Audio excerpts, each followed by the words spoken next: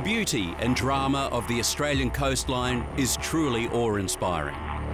Stretching over 30,000 kilometres, it wraps endlessly around desert, rainforest and cities. Countless towering cliffs and rocky headlands connect over 10,000 beaches and bays.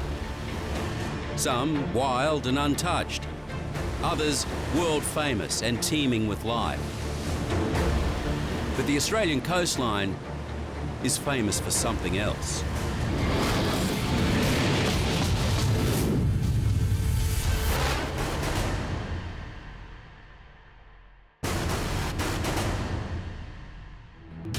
In this episode of Savage Australia, you'll witness the most terrifying shark attacks in Australia's history. I knew at that point that I was getting attacked by a shark. Life-changing moments. I just saw this row of teeth. And horrific brushes with death. This eye was right there in front of me. Heroic rescues. We're in a boat at the moment, we're racing in, we just had a shark attack. And those that didn't make it. Pretty sure that he was on his own out swimming. His wife was on the beach at the time. You'll see the danger. These massive mako sharks come screaming up and push me out of the way and eating the marlin. And the drama. Oh, yeah! Sharks on Savage Australia.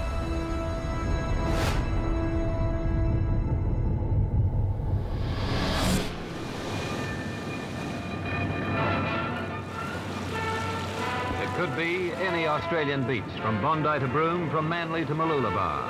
From the moment a fin is sighted offshore, the reaction will be the same along 12,000 miles of coastline. Lone swimmers head for shore immediately the sound reaches them. The bell rings out a warning that their lives are in danger, that somewhere not far away is a shark which may be a man-eater, a killer. The stark fact is, right now, Australia has the highest number of fatal shark attacks in the world, with Western Australia recently becoming the deadliest place on the globe for attacks. Since 1788, the total number of shark encounters stands at 1,264, with total fatalities at 272.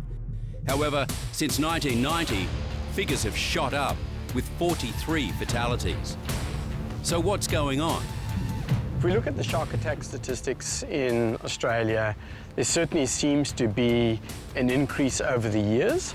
But I think a lot of people forget that population has increased dramatically. We're also becoming more and more wealthy, so there's more and more people enjoying their leisure time, spending longer days on the water, popularization of surfing as a sport. Those have all been contributing factors to potentially showing this increase in shark bites. So where in Australia is the safest place to brave the waters? Strangely enough, it may well be the place with the biggest population, Sydney. Yet, over the years, it's certainly had its fair share of tragedy. New Year's Eve, 1934, was a black day for Sydney swimmers, with 2 attacks in the space of 3 hours.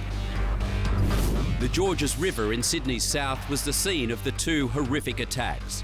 19-year-old Richard Soden was racing mates across the river when suddenly he screamed and sank under the water. Dragging his mauled leg from the jaws of a shark, he swam to a sandbank where he died in his mate's arms. A few hours later, Beryl Moran was standing in the same river when she heard a splash and saw movement in the water. She called out as she realised it was a shark circling her. It grabbed her by the right arm, dragged her under the water and tossed her in the air. She tried to push the shark away and it grabbed her left hand too.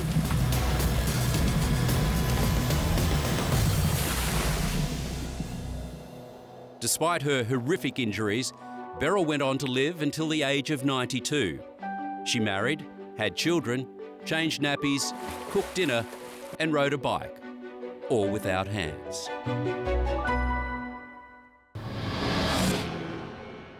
Marcia Hathaway was a popular actress, but in 1963, she became the victim of one of Sydney Harbour's most infamous attacks. Marcia was wading in pretty Sugarloaf Bay, enjoying a perfect afternoon with her fiancé as the killer inched ever closer. Suddenly, it pounced, sinking its massive jaws into Miss Hathaway's right leg. She screamed in agony as her fiancé wrestled the shark and tried to stop it dragging her to deeper water. It tore at her calf and thigh until the water was foaming blood red. Pulled from the water and bleeding heavily, Marcia Hathaway was lifted onto a waiting ambulance. The vehicle stalled as it attempted to drive up the steep hill leaving from the beach, and more than 20 people were unable to move it. Another ambulance was called, but Marcia Hathaway was pronounced dead on arrival in hospital. Marcia was the unlucky last person to be killed in the waters around Sydney.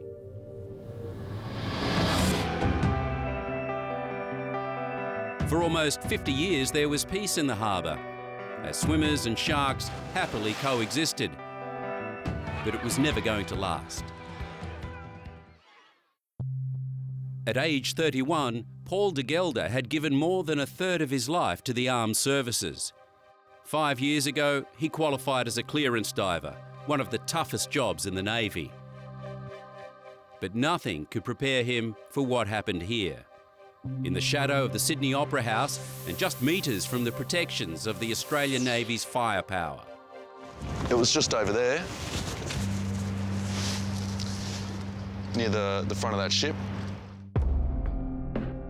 It was February 11, 2009, when Paul met his fate. There's sharks everywhere. You just put it to the back of your mind and try not to worry about it. At around 6:30 in the morning, Paul and his team were testing anti-terrorism equipment in Sydney Harbour at the Navy Sydney headquarters. Paul was making his way across the surface of the water, and in an awful instant, his life changed. I was swimming on my back. I had my fins on and a wetsuit on, and around I got hit in the leg and looked down and there was a big toothy grin.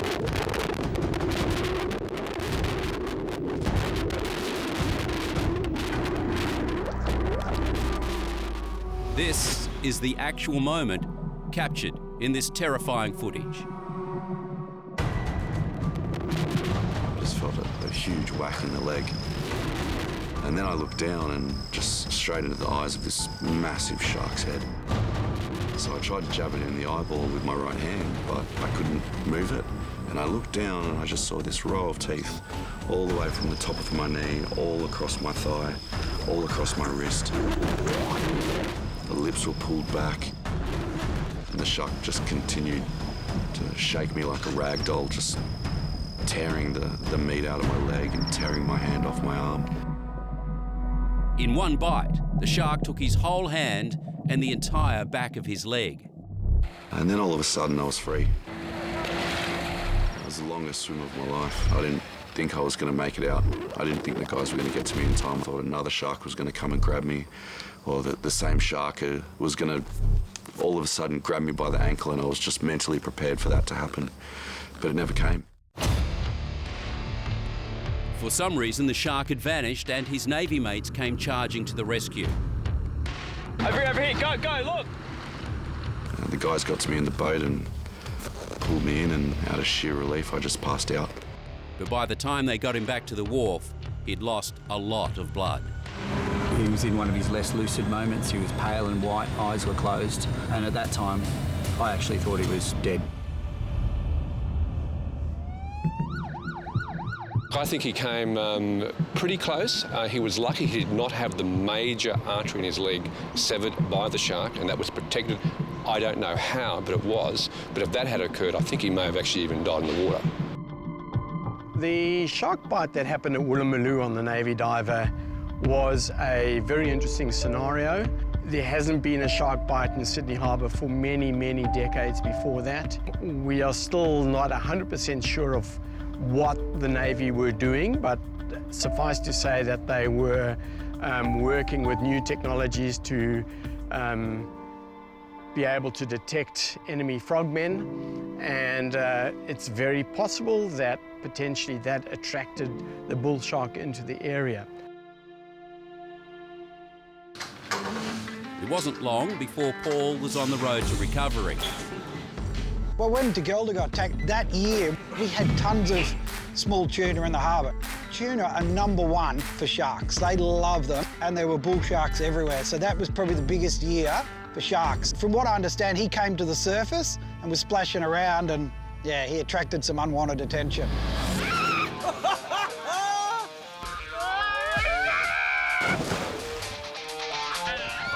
It's a fact that some of the wildest and craziest man-made shark moments happen on fishing trips. I'm shaking just looking at this thing. There's one thing with sharks, is it turns people mad. They get macho, throw in a bit of alcohol, and it's just a recipe for disaster. But Josh Neal took things to extremes when he jumped into the water to try and wrangle this shark with a piece of rope. If you try and jump in and wrangle it with a rope, you are seriously asking for trouble. Unsurprisingly, when he tried to grab it by the tail, the shark did what sharks do. And when you sort of judge an animal's ability, you think you can handle it. But obviously, on this occasion, it didn't work out that way. Fishermen's tails may be tall, but Terry Selwood's tail was taller than most. The 73-year-old's fishing trip off Evans Head in northern New South Wales rudely interrupted when a 200-kilo great white suddenly leapt into his boat. This thing hit me in the forearm and spun me round and knocked me off my feet, and I fell on the floor on my hands and knees, looked over and I thought, oh, a bloody shark. Stunned, Terry was slashed as the shark thrashed about. This was a cracker. Marine Rescue responded to a call that surprised even them. Retrieved him from the vessel, and because he had some injuries, we brought him straight back in, and then we went back out and recovered the vessel and towed that back in with the shark on board. Talk about uninvited guests. I don't know how you plan for that or prevent it. That's the 1 in a million. That's the coconut landing on your head, that one. North of Sydney lies the fishing mecca of Port Stephens. It was here that fishing magician Al McGlashan had a day he'll never forget. So the wildest encounter I've had is we're up at Port Stephens and we were filming how to release marlin. So we fought this marlin, it was playing up all the way through the fight, you know, and we get it to the boat. Normally a marlin will just chill out and relax. This one just kept thrashing and kept sitting right beside the boat. I hadn't thought about that, I jumped straight in. And as I've sort of drifted away from the boat a little bit, all of a sudden these massive mako sharks come screaming up.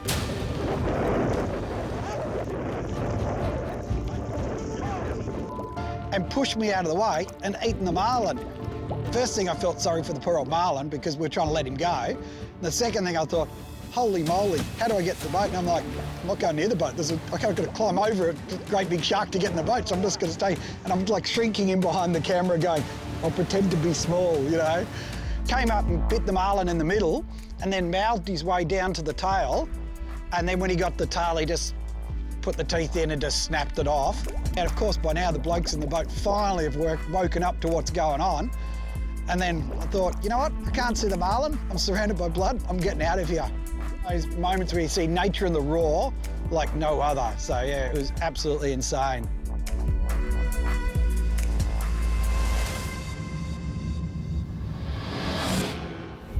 In 1964, on the southwestern coast of Victoria, Henry Bourse was filming a documentary on sharks. While filming underwater at Lady Juliet Percy Island, Henry became surrounded by playful seals. All of a sudden, the seals vanished. Unsure of the reason for their sudden disappearance, Henry swam towards the surface. But before he reached the surface, a great white shark bit into his left leg. Just out of nowhere, it hit like a train. He grabbed my leg, pulled me under and shook me from side to side. And he had me under for maybe something like a minute and a little more, and I was more concerned about drowning at that moment than I would have been about the leg. It was then that everything went quiet, and I realized I was free, and I fought my way to the surface for a breath of air. And on my way up, I felt around the leg and realized that the leg had been severed. As his diving partners came to his rescue, Henry told the crew to keep filming. There was one of the other divers there, and I grabbed his shoulder and said, shark, shark, you know, I've been attacked by a shark. And then realised that he wouldn't be able to see much because of the blood in the water. The shark had stuck around and circled, and the other two guys sort of kept it away. This is the moment Henry was dragged into the boat, bleeding profusely. And at that time, because the shock had completely taken over and it all sorts of feels as though it's happening to someone else, they got me on board the boat and tied a tourniquet up on my stump to stop the bleeding. Henry's fellow divers worked hard to keep him alive for the 90-minute boat ride back to shore. Arriving to crowds of onlookers, a local doctor quickly injected Henry with plasma, bringing him back from the brink of death. Henry Bourse has now passed on, but not before he spent another 25 years in the ocean he loved. The coastal waters of South Australia are also abundant fishing grounds, with crayfish, abalone, scallops and sharks patrolling the waters. And for fishermen in South Australia, entering the water is always a calculated risk. In the summer of 1963, 23-year-old Rodney Fox was competing in the state spearfishing championships off Aldinga Beach, 50 kilometres south of capital city Adelaide. He had his sights set on a large reef fish, which would definitely win him the big prize for a second time. I dived down to spear a fish, and I was just about to spear it when this huge big crunch hit me in the chest, knocked me through the water, the mask off my face, the gun out of my hand, and I knew I was in really big trouble. He then realised it was a great white shark. A man versus beast struggle ensued. I tried to gouge around the shark's eyes as hard as I could, and it seemed to let me go. I got up to the surface, a boat came, picked me up, raced me off to hospital, and they stitched me up, and I'm here today. The fact that Rodney survived is hard to believe. I'll get in the water somewhere sometime, but I don't know whether I'll go in this gulf here where there's been 2 or 3 attacks in the last few years. His wetsuit was the only thing that stopped all his innards from spilling out. Several major organs were fully exposed: diaphragm, left lung and clavicle punctured. The great shark's jaws had also crunched through his scapula and ribs. This attack is regarded as one of the most severe ever to have been survived. Rodney's mutilated body was sewn back together with 462 stitches in his chest and 92 in his right hand and arm. Rodney Fox, a miracle survivor of one of the world's worst non-fatal shark attacks. And these days, he's one of the foremost authorities on the great white shark. The northeastern coast of Australia belongs to the state of Queensland. The 4,300 kilometres of coastline includes the famous Gold Coast area, through the rainforests to remote Cape York at Australia's northernmost tip. The warm waters and the abundant marine life attract millions of tourists each year, and some visitors you wouldn't want to meet. Queensland has witnessed 39 shark attacks so far this century, 6 of them fatal. In 2017, personal trainer, amateur boxer, father of 2 and recreational spear fisherman Glenn Dixon was attacked not once, but twice by a bull shark off the coast of far north Queensland. Dawn breaks on February 18. Conditions are perfect. Blue skies, calm water, and plenty of fish. Glenn Dixon had many reasons to keep coming back to this tropical paradise. The beauty of the reef, being able to go down and not hear any noise and kind of relax, but at the same time, hunt fish. It was also how Glenn spent time with his good friend Rick Bator, a US Navy master diver with 32 years of experience. Rick was used to seeing sharks every time he went diving. We have some pretty good fair-sized tigers that are out there that can be upwards of 5 meters. Glenn and Rick were joined by Peter Kosika and Aaron Butler, also experienced fishermen. The water was quite nice and there was fish life everywhere, bait everywhere. I was loving it. Big caves, swim-throughs. Within minutes, the shark was spotted. Peter saw it first. I seen a big side pectoral fin and the body of the shark. I couldn't see the head or the tail because it was sort of in the dark. And I come up and I said to Rick, there's a big shark down there. 3.5 meters, maybe. Big shark. But Glenn had become separated from the group after diving through a cave. He speared a parrotfish and was floating to the surface behind Eva Rock when the shark attacked. All of a sudden, I felt a massive pull and shake. It got pulled slightly underwater, and I knew at that point that I was getting attacked by a shark. And as I watched blood rise, that image is imprinted in my head. I'll never forget it, watching the shark come through my blood. So my instincts immediately kicked into survival mode, and I knew that rock was there. So I used everything that I had left to pull myself towards the rock. And he came back and got me again.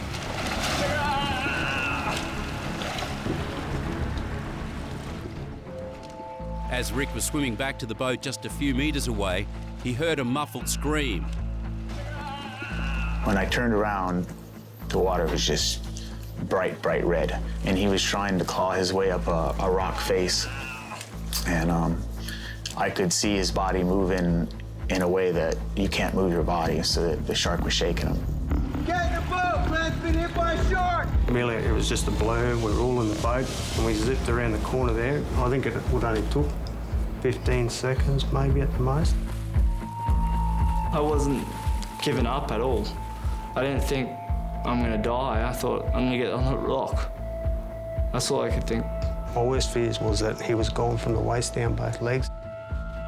As we pulled him overboard, he sort of looked at us. You can imagine he was really white. He'd lost a lot of blood.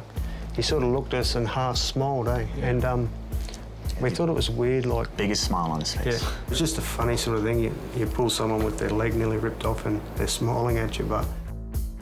I seen this light and it was very bright, and then it would go away, and I think that's when I got punched in the chest. And it was enough to bring me back. And then Rick in my ear telling me, you got to go back to your family, you're not going to die on me today. We're in a boat at the moment, we're racing in, we just had a shark attack. Are you with the patient now? Yeah, we're with the patient, he's not in a good way. As Glenn lay dying in the boat, He's not in a good way, mate, he's not in a good way. his thoughts were on the ones he loved. My son, my daughter, my family. In that situation, you can't think deeply. You could only see pictures of their faces. That was enough to keep me driving forward. I never gave up. I could have gone to sleep. I remember having the choice. And I just remember, no, screw that. I'm gonna feel that pain. And Rick said, keep feeling the pain.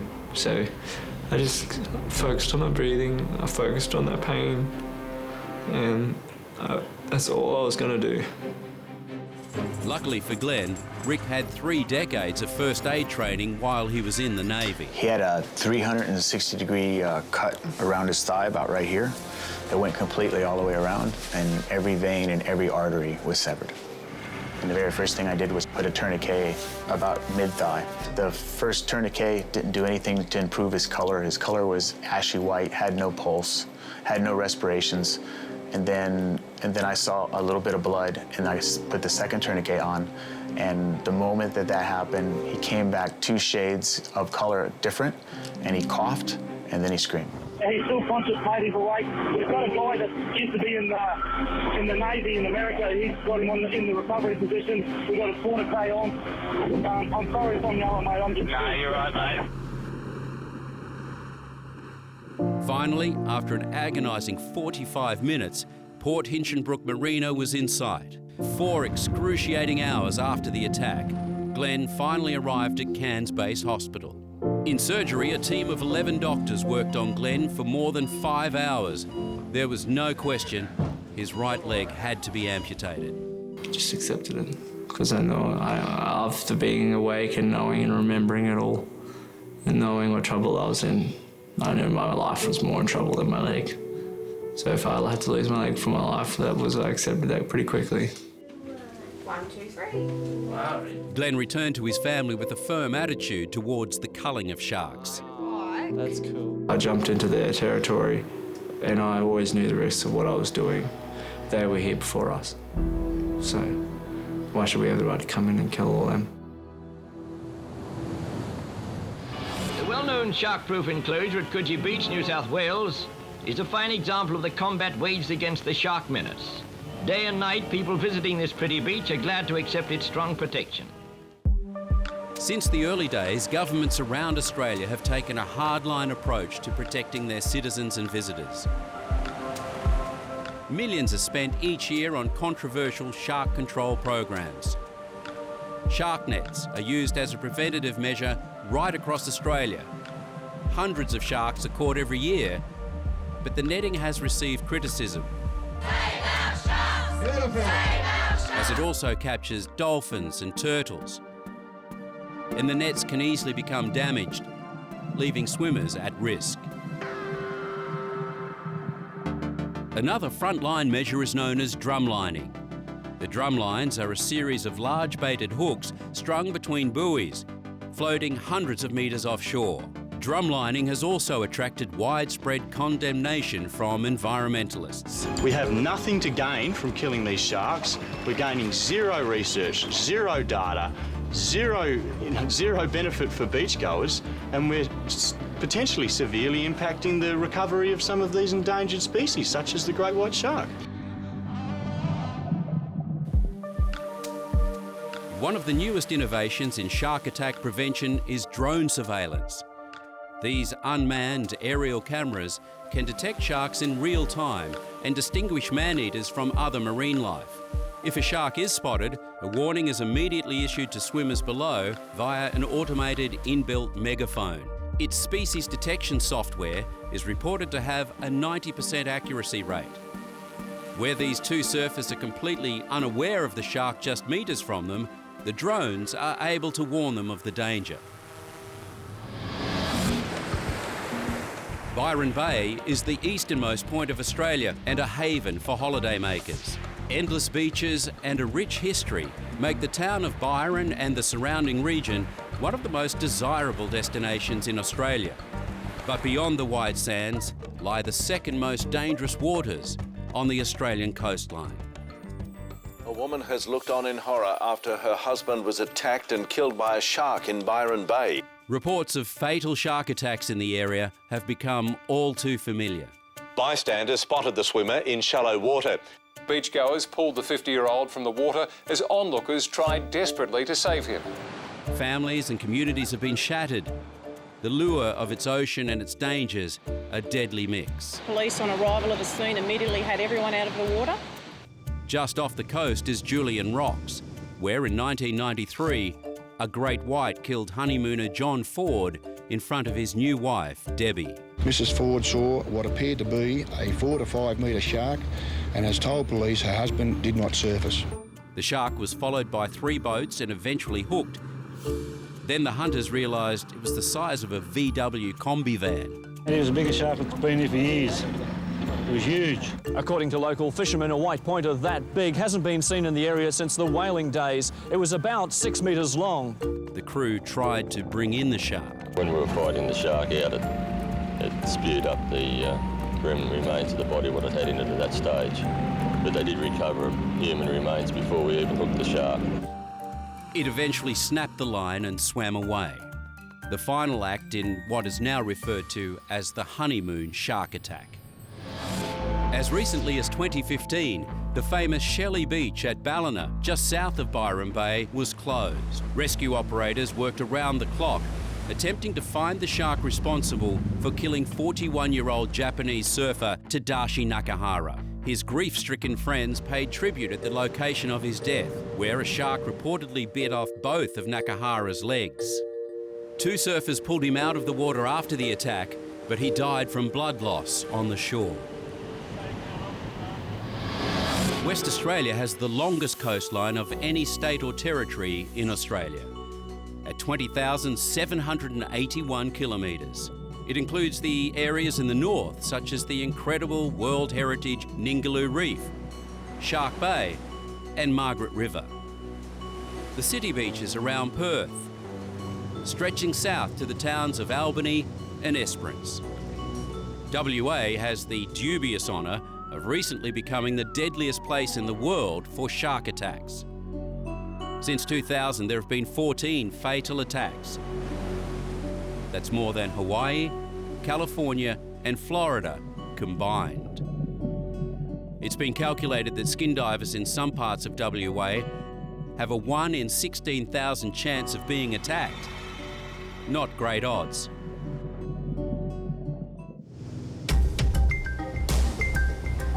The southern coast of West Australia is a known migratory zone for great white sharks. But nobody in the tiny holiday hamlet of Chains Beach had ever seen one, including 14-year-old Matt Pulella. Only bronze whalers, like just small ones, 2 metres long, nothing this big. Matt and his best mate, Jay Muscat, love to fish. They dived here half a dozen times before. Jay had bought a GoPro camera and he was planning to shoot a video to post on YouTube. He ended up shooting his own death. On the day of the dive, Matt was on shore.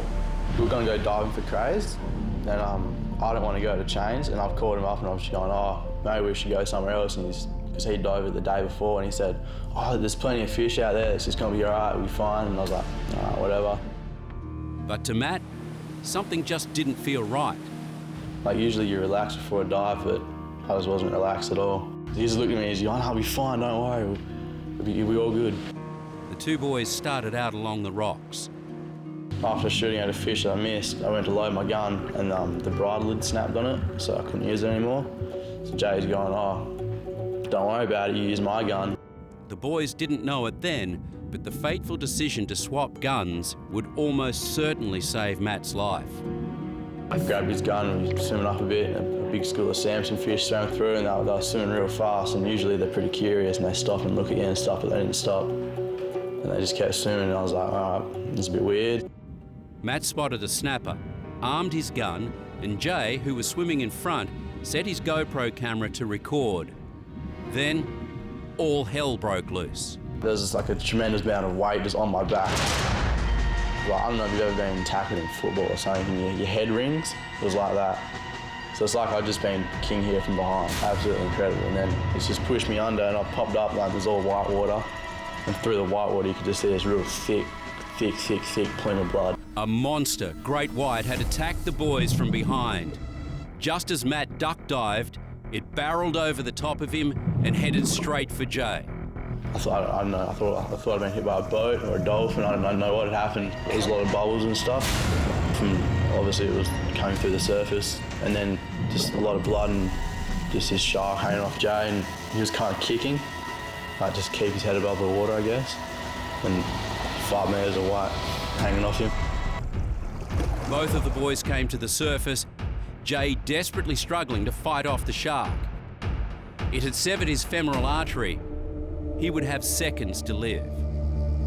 As I was on the surface, he was on the surface, and we both like yelled at each other, and he's like yelled out, and then he would have gone unconscious pretty quick.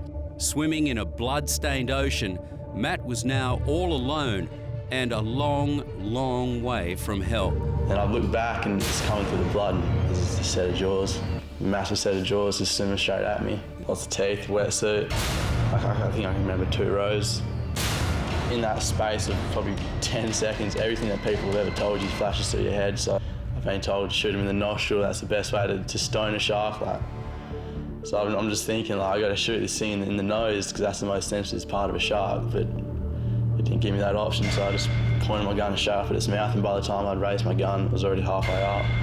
So I just shot the gun straight down its throat, into its guts. The shark's jaws were halfway down the gun when Matt pulled the trigger. Its turned side on and its eyes have rolled back into its head. And they're kind of rolling up and down and it's just gone to the bottom. And all the line hanging out its mouth, and with me, still I'm going down with it. It was dragging me under. And I'm just going, oh, I better let go and stuff because it's going to go bad. So I let go and just looked up. Jay was floating face down. That's when I kind of made the call to swim to the rocks. Otherwise, if I stayed, I probably would have got chomped as well. I had nothing to protect myself with. Matt made it to the rocks, but the feeling was bittersweet. It's great relief because I knew I was going to be all right, but at the same time I knew Jay wasn't going to be all right. Matt managed to wave down some fishermen passing in a boat. They picked up Jay's body. Matt's dad knew they were going diving that day, but couldn't have imagined the outcome. I think he saved his own life by the fact that he stayed alert, watched the shark and then saw it come at him and then took the decision to fire at it. So, yeah, I think he was very, very lucky. Sean Pollard loved to surf, and there wasn't a day that went by without him catching a wave. So, when not working as an electrician, Sean was focused on finding that perfect break. Preferably the hidden gems on quiet beaches that experienced surfers crave. But on those remote surf beaches in Western Australia, sharks come with the territory. That would often worry Sean's girlfriend, Claire. Each time we go down to go surfing, that's always one of the things that I always mention about, you know, sharks and stuff like that. Seen a couple of small ones, nothing big. I kind of had a way of dealing with it was I believe that they're not real. In the summer of 2014, Sean and Claire hit the road and headed for Esperance on the south coast to a beach known as Kelpies. As remote as it is beautiful. We got down there about 8 and Sean got in the water straight away. What Sean didn't realise is that 11 days earlier on the same beach, 2 great whites had been spotted by locals, and again a day later. These shots capture a great white terrorising a surfer. Yeah, I surfed a little right-hander, a couple of little fun ones. The swell was quite small, so there was waiting a long time between sets. I was paddling down the beach and I just felt this massive big bump. And then the shark come underneath me. I could feel my knee.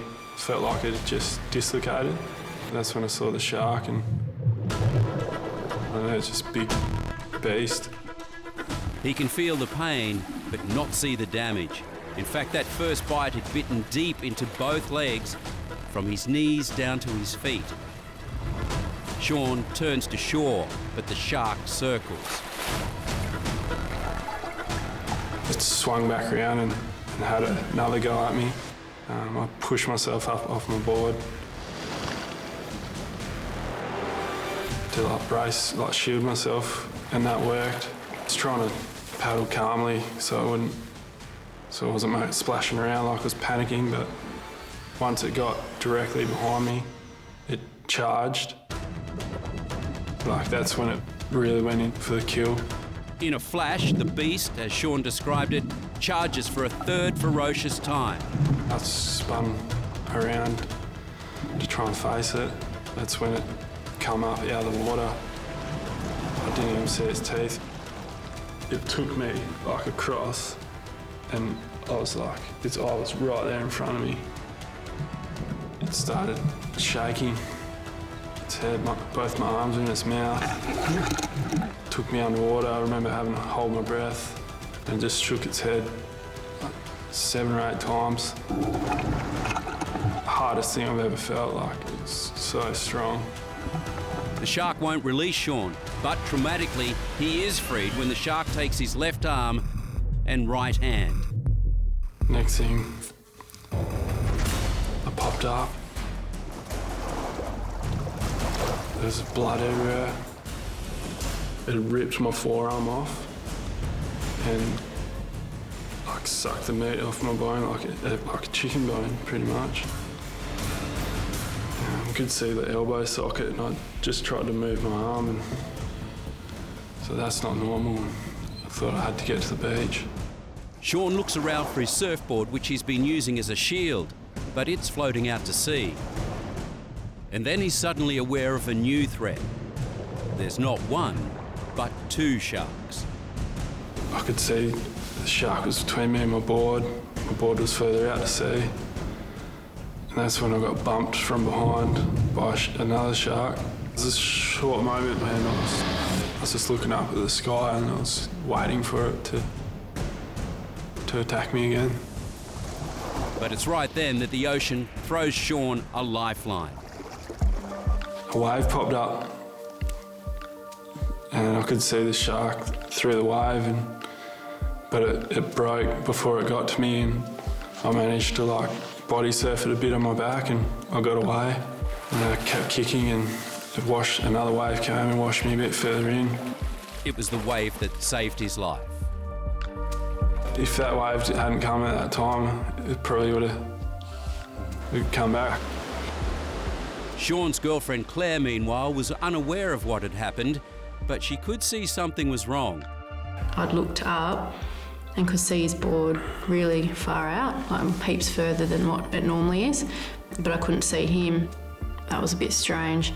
And then I did see him coming in on a wave, like body surfing, and he was sort of like looking over at me. And then as he stood up that first time, that's when I realised, because he was like lopsided. As luck would have it, a group of beachgoers had just arrived. Amazingly, all of them had first aid experience. As Sean's rescuers rushed to his aid, a call was placed to emergency. Police emergency, how may I help you? We've got a shark attack at Wiley Bay Beach in Esperance, past Wiley's Head. Kelphead Beach is called. In Esperance? In Esperance, yeah. All right then, no worries. I'll get a job on. Yeah, guys lost both his arms, got bitten by a shark. Okay, so Wiley Beach, the locals will know where that is. Call it Kelpies or Kelphead, the police or the ambulance, they know where it is. Sean was dragged from the shallows and treated on the beach until the ambulance arrived.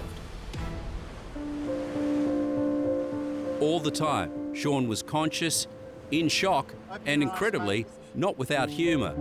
I remember saying to Claire, Mum's going to be pissed. In the end, Mum wasn't that pissed, as Sean made it to hospital thanks to the amazing resourcefulness of the people on the beach that day. He survived intense surgery and rehab to come out the other side. It was only because of my family and friends. Otherwise, if I didn't have them, I don't think I would have come out of the water that day. The way people use the ocean has changed over time, and that has coincided with the rise in Australian shark attacks. But why do sharks attack people? Remember, we're talking about a wild, unpredictable animal. Hard data on behaviour and habits remain elusive. Despite countless studies and research projects, the science can never be exact. We all love the water. That's something all Australians love, but we've got a lot of sharks. So your encounters is going to be really high. The risk of a fatality from shark attack in Australia remains low, with an average of 1.7 fatalities per year over the past 26 years. If you want to minimise your risk of being bitten, you really do need to be shark aware. Don't swim and surf at dusk or dawn. Don't swim and surf when it's turbid water, for example. And in that way, you can minimise your risk. So the chances of actually getting attacked by a shark, they say it's like, it's easier to win the lottery. Let's face it, you're never going to win the lottery, so maybe it's best just to relax and enjoy.